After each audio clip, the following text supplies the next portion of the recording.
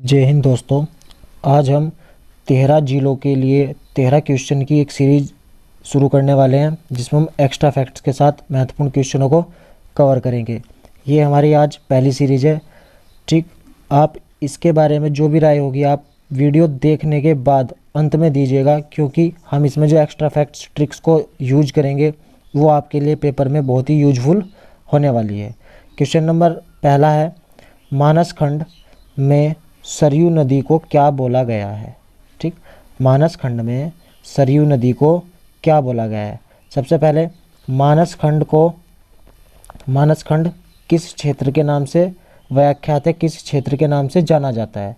मानस खंड वो खंड है जो वर्तमान में कुमाऊं वाला क्षेत्र है। मानस खंड कौन सा है? जो कुमाऊं वाला क्षेत्र है मानस खंड। और जो केदार खंड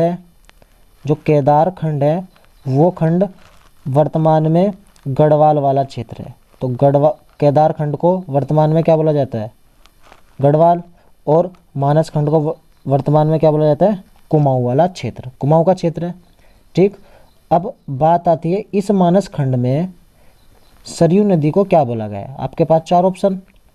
सबसे पहले यमुना, गंगा, मानस नंदिनी या सरस्वती। आपको आता है तो आप अपना ऑप्शन अपने पेपर पर आराम से लिख सकते हैं, उसके बाद चेक करें आपके कितने सही हुए। ठीक, अब बात कर रहे हैं हम मानस खंड में सरयू नदी को क्या बोला गया है।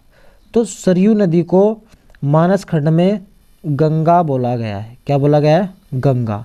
तो यमुना फिर किसे बोला गया है? तो जो बागेश्वर जिला है, ये हमने बागेश्वर जिले से क्वेश्चन उठाया है। जो सरयू नदी है उसको तो बोला गया गंगा। जैसे सर होते हैं ना, जो सर लोग होते हैं उनके ज़्यादातर क्या हो जाते हैं? बाल उड़ जाते हैं, तो वे क्या हो जाते हैं? गंजे। ठीक, तो सरयू को क्या बोला गया है? गंगा नदी। तो यमुना किसे बोला गया है? तो यमुना यानी कि मुन्ना गो, गोमती को क्या बोला गया है? मानस खंड में यमुना नदी बोला गया है। किसको? गोमती नदी को। तो फिर ये सरयू और प्लस गोमती, इन दोनों का संगम कहाँ होता है? वो होता है बागेश्वर में। कहाँ पर? बागेश्वर, उत्तराखंड का जनपद है बागेश्वर, उसमें जो है सरयू और गोमती नदी का संगम होता है। यहाँ तक चीज़ें आपको कवर हो जाएंगी। फिर क्वेश्चन पूछता है कि मानस खंड में सरयू और गोमती के संगम को, सरयू प्लस गोमती के संगम को क्या बोला गया है? तो मानस खंड में इन दोनों को बोला गया है तीर्थराज प्रयाग। क्या बोला गया? तीर्थराज प्रयाग। तो सरयू प्लस गोमती का संगम कहाँ होता है? बागेश्वर में। और इस संगम को क्या बोला गया मानस खंड में? तीर्थराज प्रयाग। तो बागेश्वर से रिलेटेड, जो इस क्वेश्चन से रिलेटेड थे, सारे फैक्ट्स आपको कवर हो जाएंगे। अब जो अगला हम इसमें कवर करते हैं। देखो, सरयू नदी जो निकलती है, ये सरयू नदी काली की सहायक नदी है, यानी कि काली में समाहित हो जाती है। एक जगह पड़ती है पंचेश्वर। आप नोट करते चलेंगे, पंचेश्वर कौन सी जगह है? पंचेश्वर। अब देखो, सर जो लोग होते हैं ना, सर यदि वे किसी के मुक्का बनाकर मार दें तो उसकी जो पंच होगी, पंच मुक्का यानी कि पंच होगा, सर पंच बनाकर मुक्का मारें तो आंखों पर पड़ेगा। आंख कैसी होती है? काली। तो सरयू और काली नदी का संगम कहाँ होता है? पंचेश्वर में होता है। ये फैक्ट्स भी आपको ध्यान रखना है। फिर मानस खंड की बात हो गई हमने, सरयू को बोला गया गंगा और गोमती को बोला गया यमुना। तो मानस नंदिनी क्या है फिर? मानस नंदिनी जो हमने रामचरितमानस एक सुनी है, रामचरितमानस के बारे में सुना ना, तो जो रामचरितमानस है, इस रामचरितमानस में सरयू नदी को मानस नंदिनी बोला गया है। तो इसमें तो रिलेट हो जाएगा ना, रामचरितमानस में मानस नंदिनी किसको बोला गया है? सरयू नदी को बोला गया है। तो इसके बारे के सारे फैक्ट्स मैंने आपको एक ही क्वेश्चन में कवर कराए। ठीक है, अब दूसरे क्वेश्चन को डिस्कस करते हैं। यूएसए यानी कि अमेरिका के एक न्यायाधीश थे विलियम डोगलस द्वारा विश्व का सर्वोत्तम हिल स्टेशन उत्तराखंड में किस स्थान को बोला गया? आपके पास 4 ऑप्शन, मसूरी, चक्राता, रानीखेत, चौखुटिया। चारों से महत्वपूर्ण क्वेश्चन जो बनते हैं वो आपको डिस्कस किए जाएंगे। अब मसूरी के बारे में पहले आप जान लें। मसूरी को बोला जाता है पहाड़ों की रानी मसूरी। चक्राता पहाड़ों का राजा, रानीखेत के बारे में विलियम डगलस बोलते हैं कि विश्व का सर्वोत्तम हिल स्टेशन है। ठीक है, रानी के बारे में कौन बोलता है? डगलस। रानी को देखकर दो राय हो जाती है ना, डगलस। रानीखेत के बारे में क्या बोलता है कि ये विश्व का सर्वोत्तम हिल स्टेशन है। किसने बोला? जो यूएसए के न्यायाधीश है विलियम डगलस ने बोला। ठीक है, इस रानीखेत को ही पर्यटकों की नगरी भी बोला जाता है। पर्यटकों की नगरी किसको बोला जाता है? रानीखेत को। रानी को पटाने के लिए तो विलियम डगलस ने ऐसा बोला था। तो पर्यटकों की नगरी रानीखेत, ये कहाँ पड़ता है? अल्मोड़ा में। तो ये क्वेश्चन हमने अल्मोड़ा जनपद से लिया है। यहाँ का फैक्ट्स आपको कवर हो जाएगा अल्मोड़ा से। और इसके बारे में क्या बोला जाता है? इस रानीखेत को ही लॉर्ड मेयो का प्रिय स्थान बोला जाता है। क्या बोला जाता है? प्रिय स्थान बोला जाता है किसको? रानीखेत को। तो इस क्वेश्चन के अनुसार आंसर रानीखेत। तो चौखुटिया के बारे में क्या फैक्ट्स हैं? इस चौखुटिया को कुमाऊं का कश्मीर बोला जाता है। किसका? कुमाऊं का कश्मीर बोला जाता है। तो क्वेश्चन पूछा आपसे, कुमाऊं का कश्मीर किसको बोला जाता है? चौखुटिया को। ये भी कहाँ है? अल्मोड़ा में है। ठीक है, और जब कुमाऊं का कश्मीर पढ़ लिया आपने, तो अब मिनी कश्मीर किसको बोला जाता है? उत्तराखंड के किस जनपद को मिनी कश्मीर बोला जाता है? कौन सा? मिनी कश्मीर। तो मिनी कश्मीर किसको बोला जाता है? जो आपका पिथौरागढ़ है। कौन है? पिथौरागढ़ को बोला जाता है। यहाँ तक के फैक्ट्स कवर। नेक्स्ट क्वेश्चन देखते हैं अब। बंदरपुछ पर्वत की ऊंचाई कितनी है? बंदरपुछ पर्वत की ऊंचाई कितनी है? आपके पास 4 ऑप्शन। ठीक, मैं अब इसको ट्रिक से आपको दिमाग में सेट करता हूँ। बंदरपुछ, देखो जब कहीं पर ठेली लगती है ना, दुकान लगती है, तो आपने देखा होगा उसके ऊपर एक छतरी लगी होती है। अक्सर बंदर छतरी से क्या करता है? ऊपर से उतरता है, छतरी से उतरता है और कोई भी ठेली वाले का पीस उठाकर भाग जाता है। तो किससे उतरता है? छतरी से। और कोई भी पीस यानी कि 20 उठाकर भाग जाता है। तो 63-20 का ऑप्शन है, ऑप्शन नंबर 3 आंसर हो जाएगा। ठीक है, तो 62-50 किसकी हाइट है? तो इसके लिए मैंने एक ट्रिक बना रखी है। ये गौरी पर्वत की हाइट है ना, गौरी पर्वत की हाइट कितनी है? 62-50। बंदरपुछ का है उत्तरकाशी, उतरता है ना छतरी पे से। तो गौरी पर्वत के लिए, गौरी पर्वत कहाँ है? चमोली में है। कहाँ पर है? चमोली में है। तो 62-50 यानी कि गोरा होने के लिए, चमक लाने के लिए अक्सर मेडिकल पे 62 रुपये की क्रीम कितने में मिल जाती है? 50 रुपये में। एक अराउंड फिगर ले लेता है ना, 62 रुपये क्रीम 50 में। ठीक है, यहाँ तक गांव वाले क्षेत्र में ऐसे ही मिलती है। दूसरा 71-20 किसकी हाइट है? 71-20 किसकी हाइट है? देखो आपने त्रिशूल को देखा है। त्रिशूल एक धारदार हथियार भी है। यदि किसी चीज़ पर गिरे ये तो उसके पीस कर देगा। क्या कर देगा? पीस कर देगा। तो 20 आ गया। एक 7 पीस कर देगा। तो इतनी छोटी हाइट तो नहीं होने की, तो इसका मतलब 7 इधर होगा। तो हम इसको लेट कर लेंगे 7 1 2 0। तो त्रिशूल भी किसी चीज़ पे गिरेगा, पीस कर देगा। एक 7 कई सारे पीस कर देगा। ठीक है, फिर उसके बाद तीसरे नंबर पे 72 किसकी है? माणा यानी कि आप मेरा साथ दो। क्या दो? मेरा साथ दो, साथ दो।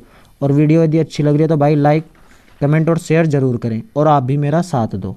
ठीक है, माणा की हाइट कितनी है? 7 2। हो सकता है आपको कुछ चीज़ें याद भी हों, लेकिन नहीं याद है तो आप उसको रिकॉल करके परमानेंटली माइंड में सेटअप करेंगे। फिर आपके बाद क्वेश्चन नंबर 4 आता है, निम्न में से कौन सी दरगाह पिरान कलियर में स्थित नहीं है? सबसे पहले पिरान कलियर कहाँ है? रुड़की में है। तो रुड़की कहाँ है? रुड़की आपके हरिद्वार जनपद में है। ठीक है, हरिद्वार जनपद में है रुड़की। ठीक है, अब पिरान कलियर में कौन सी दरगाह स्थित नहीं है? हजरत शाह विलायत की, हजरत अलाउद्दीन की, हजरत गायब शाह की और हजरत शाह किलकिली की। इससे अक्सर क्वेश्चन पूछता है पिरान कलियर से। ठीक है, पिरान कलियर के बारे में सबसे पहले आपको इनमें से जो दरगाह स्थित नहीं है वो छांटनी है। तो जो हजरत शाह विलायत है, ये वाली दरगाह पिरान कलियर में नहीं पड़ती, बल्कि हरिद्वार का जो एक क्षेत्र है मंगलोर, जिसको उत्तराखंड की सबसे बड़ी गुड़ मंडी के नाम से भी जाना जाता है। तो सबसे बड़ी गुड़ मंडी कहाँ है? मंगलोर में। और हजरत शाह विलायत की दरगाह कहाँ है? मंगलोर में। जबकि अलाउद्दीन अली साबिर की दरगाह, गायब शाह की और किलकिली की, इन तीनों की दरगाह कहाँ है? पिरान कलियर में है। तो क्वेश्चन इंपॉर्टेंट है, कोई भी कन्फ्यूजन में जा सकता है। तो मंगलोर, गुड़ मंडी, विलायत शाह की दरगाह मंगलोर में। तो विलायत का गुड़ अच्छा लगता है ना, विलायत का गुड़, तो गुड़ मंडी मंगलोर में मंगा लो जी, गुड़ मंगा लो।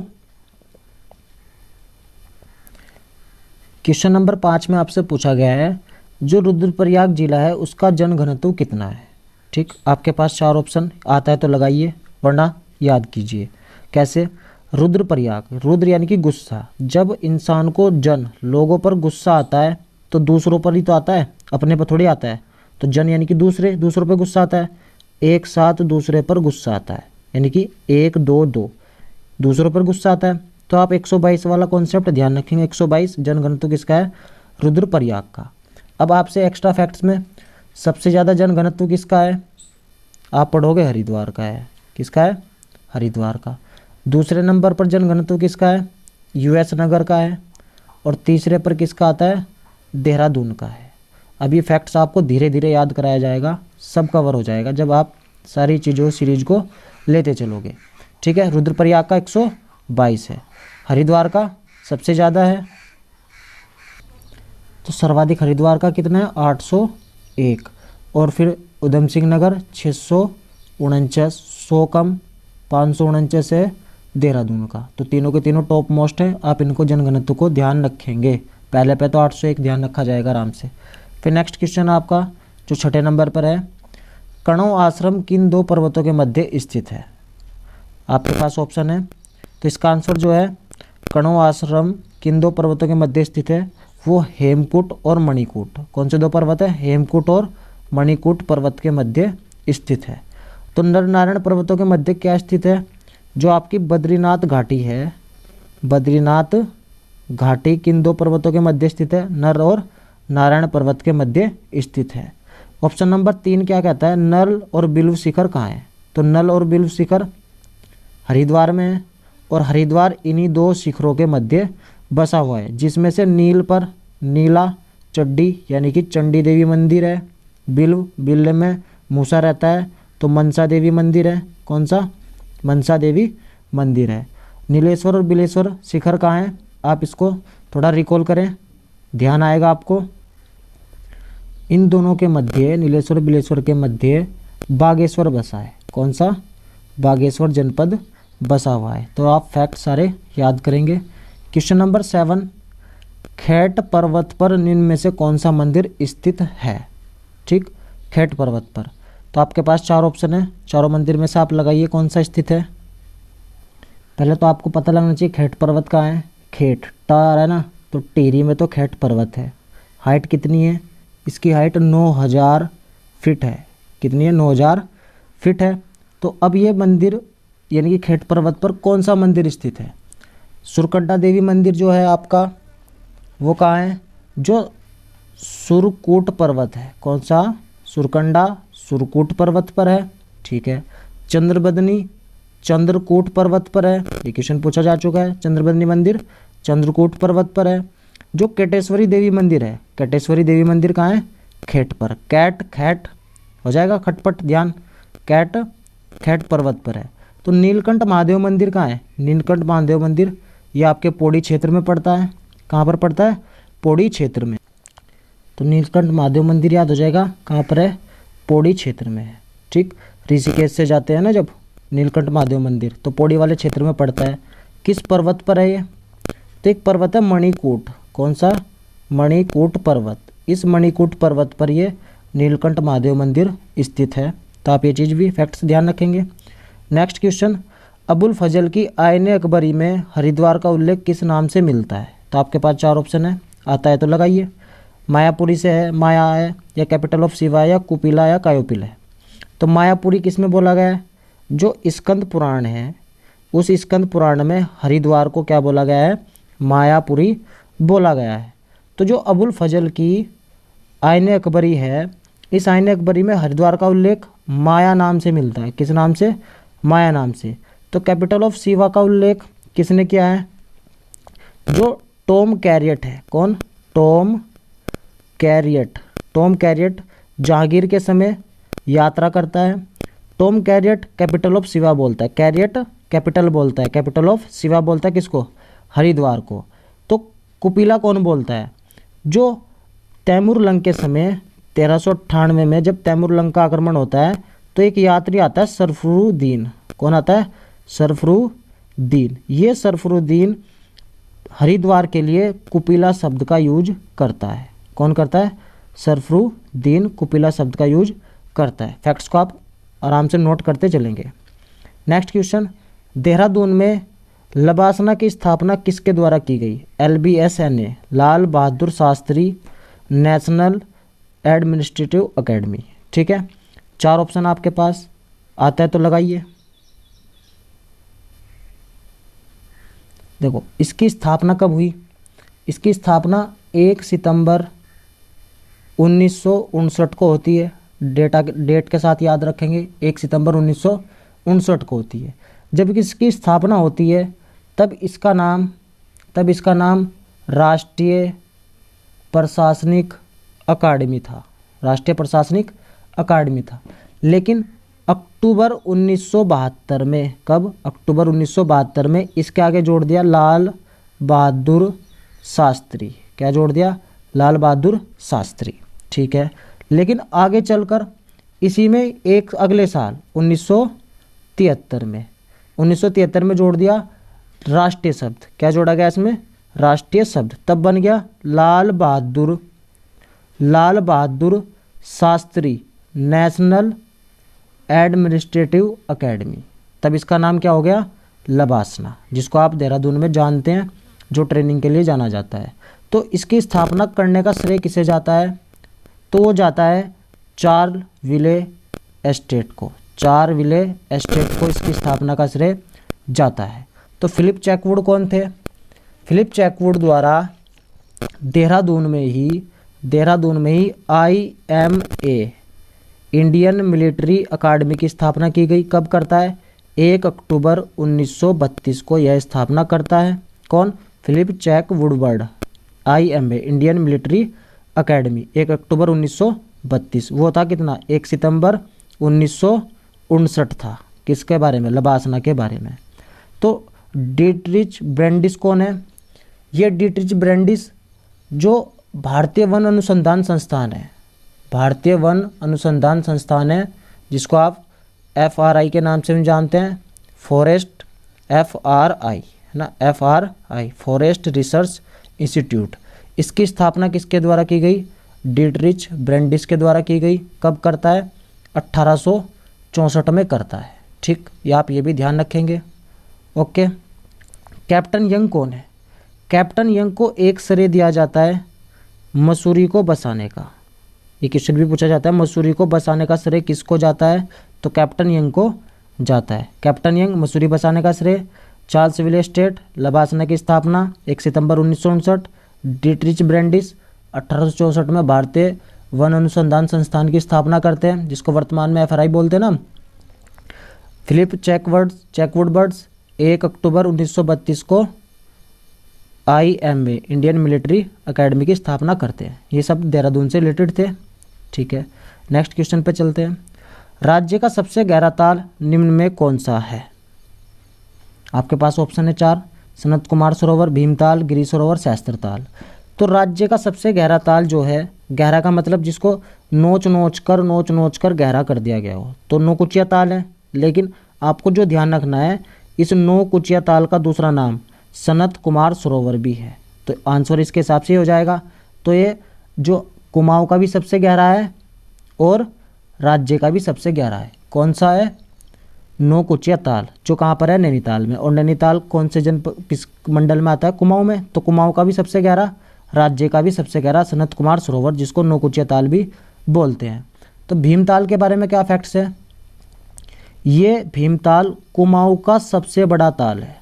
कुमाऊं का सबसे बड़ा ताल कौन सा है? भीमताल है। ये तीनों और पर्वतों से घिरा है। इस भीमताल के बारे में एक फैक्ट्स और है, जो इसका आकार है, इस भीमताल झील का आकार है, वो सी के आकार का है। किसके आकार का है? सी के आकार का है भीमताल का जो आकार है। गिरी सरोवर कहाँ है? गिरी सरोवर कुमाऊं मंडल में ये और उधम सिंह नगर के काशीपुर में है। तो हम बोलते हैं ना गिरी, काशी गिरी सरोवर काशीपुर में है। शास्त्र ताल के बारे में क्या फैक्ट्स है? इसके बारे में आप क्या याद कर सकते हैं? गढ़वाल की सबसे गहरी झील, इसको बोलते हैं हम गढ़वाल की सबसे गहरी झील। कौन सी है? सहस्त्रताल है गढ़वाल की सबसे गहरी झील। और कुमाऊं की सबसे गहरी झील सनत कुमार सरोवर या नौकुचिया झील या ताल बोलो आप इसको। ये कुमाऊं की भी है और राज्य की भी है, लेकिन गढ़वाल में सहस्त्रताल है। ध्यान रहेगा आपको। गिरी सरोवर कहाँ है? काशीपुर में है। सहस्त्रताल के बारे में आपको एक तो पता लग गया कि जो गढ़वाल की सबसे गहरी झील है और गढ़वाल की सबसे बड़ी झील भी है, सहस्त्रताल है। और कहाँ है? टिहरी जनपद में है। तो टिहरी से रिलेटेड क्वेश्चन हो गया आपका। ठीक, इसका आंसर क्या हो जाएगा? सनत कुमार सरोवर। नेक्स्ट क्वेश्चन पे चलते हैं। उत्तराखंड में सर्वाधिक टिन किस जिले में पाया जाता है? देखो, टिन यानी कि टकला, टिन यानी कि टकला। और जो टकला होता है, टकले को देखकर धूप पड़ती है तो उस पर क्या आती है? चमक। तो टिन, सर्वाधिक टिन कहाँ पाया जाता है? चमोली में। कहाँ पाया जाता है? चमोली में पाया जाता है।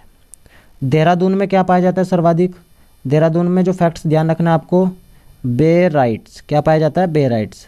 बे क्या बोलते हैं ना, क्या अबे सुनाई नहीं दे रहा क्या? बहरा है क्या? देहरा यानी कि बहरा। बेराइट देहरादून में है।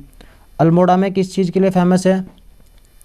चांदी, है ना। सर्वाधिक चांदी कहाँ है? अल्मोड़ा में है। अल्मोड़ा क्या बोलते हैं ना कि यार तेरी तो चांदी होगी, आलम ही अलग होगा, चांदी चांदी कट रही है। ठीक, ध्यान रहेगा। नेक्स्ट क्वेश्चन 12 नंबर पे, कौन सा सुमेलित नहीं है? चमोली जनपद में गौरीकुंड है, ठंडा है, सही है। रुद्रप्रयाग में गौरीकुंड है, गर्म है, ठंडा, मतलब गर्म है, सही है ये भी। पिथौरागढ़ में सूर्यकुंड है, वो भी ठंडा है। उत्तरकाशी में सूर्यकुंड है, गर्म है। ये सारे सही हैं। अब याद कैसे करना है? देखो, गौरी जब चमोली में होगी, यानी कि गौरी जब चमेली का तेल लगाएगी तो ठंडी रहेगी। गौरी लड़की होगी तो चमेली का तेल लगाएगी तो थोड़ी ठंडी रहेगी। लेकिन जब गौरी गुस्से में होगी, रुद्र मतलब गुस्से में होगी, तो वो क्या हो जाएगी? गर्म।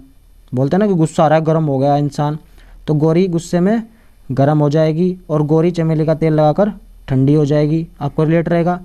पिथौरागढ़ में सूरज कुंड है जो ठंडा है। पिथौरा यानी कि थोड़ा सा जब पीछे होता है कोई चीज़ ठंडी रहेगी। लेकिन उत्तरकाशी में सूर्य कुंड, आप डायरेक्शन देखोगे उत्तरकाशी ऊपर है और जब सूर्य ऊपर होता है तो सूर्य कुंड कैसा होता है? गर्म। गर्म सूर्य कुंड होता है। आपको फैक्ट्स याद हो जाएंगे। क्वेश्चन नंबर 13, निम्न में कौन सा प्रयाग नहीं है? आपके 5 प्रयाग हैं, उन 5 प्रयाग में से आपको 4 में से 3 दे रखे हैं, एक इसमें से नहीं है। तो विष्णु प्रयाग भी एक पंच प्रयाग में आता है, रुद्र प्रयाग भी एक पंच प्रयाग में आता है, नंद प्रयाग भी पंच प्रयाग में आता है। लेकिन केशव प्रयाग, इसका केस ही अलग है। केस अलग है किसका? केशव प्रयाग का। तो केशव प्रयाग पंच प्रयाग में नहीं आता। अब यदि आपसे पूछे इन पंच प्रयागों में प्रथम प्रयाग कौन सा है? प्रथम प्रयाग विष्णु प्रयाग है। कौन सा है? विष्णु प्रयाग। दूसरा प्रयाग नंद प्रयाग है। तीसरा प्रयाग कर्ण प्रयाग है। और चौथा प्रयाग रुद्र प्रयाग है। और 5वां प्रयाग देव प्रयाग है, जहाँ भागीरथी और अलकनंदा का संगम होता है। तो इनको मिलाने वाली जितनी भी नदियाँ हैं उनकी ट्रिक भी हमने बना रखी है, आप उसको वहाँ भी कवर कर सकते हैं। यदि आपको आज के 13 क्वेश्चन और 13 फंडे जो हमने लगाए हैं अच्छे लगे हैं तो प्लीज़ वीडियो को लाइक करें और वीडियो कैसी लगे हमें कमेंट करके ज़रूर बताएं। यदि आप चैनल पर नए हैं तो चैनल को सब्सक्राइब कर लें ताकि आपको 13 जिले के 13 क्वेश्चन की सीरीज टाइम टू टाइम मिलती रहे। फिर मिलेंगे नेक्स्ट वीडियो में इसी सीरीज़ के साथ। तब तक के लिए जय हिंद, जय भारत।